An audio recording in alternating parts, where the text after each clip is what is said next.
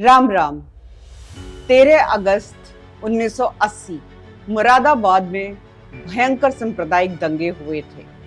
1983 में उसकी रिपोर्ट भी तैयार हो गई थी और सरकार के पास पहुंच भी गई थी, परंतु चुप पड़ी रही, धूल खाती रही, कोने में दबी रही, अलमारियों में बंद पड़ी रही। किसी भी सरकार ने, किसी भी मुख्यमंत्री ने, किसी भी संतरी, किसी भी मंत्री ने कोशिश नहीं करी कि जो रिपोर्ट आई है उन दंगों की, मुरादाबाद के दंगों की, जरा खोल कर देख लिया जाए, जरा जवाबदेही ले ली जाए, जरा सजा सुना दी जाए, असलियत क्या है लोगों को बता दी जाए। पर ये हिम्मत नहीं की उन लोगों ने। हिम्मत की तो किसने की?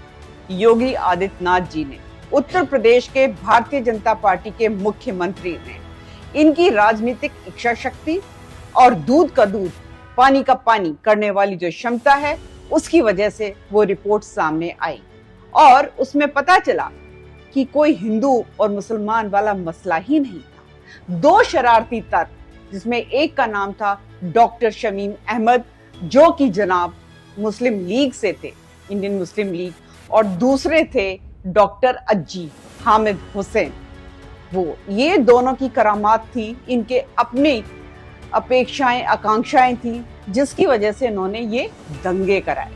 जब ईद की नमाज अदा हो रही थी, उस वक्त भीड़ में सूअर घुसेड़ दिए और ये कह दिया कि हिंदुओं ने ये किया है। तो मुसलमानों का गुस्सा, ठीक है, वाजिब था। उनको लगा कि हमारे साथ शरारत हुई है, उन्होंने हिंदुओं पे हमला कर दिया। और जब हिंदुओं पे हमला कर दिया तो फिर हिंदू भी कहाँ चुप बैठने वाले थे। उन्होंने पलटकर वार किया और उसमें बहुत लोग मारे गए और बहुत से लोग घायल भी हुए। पर मंत्री, मुख्यमंत्री बदलते रहे, सरकारें आती जाती रही, 14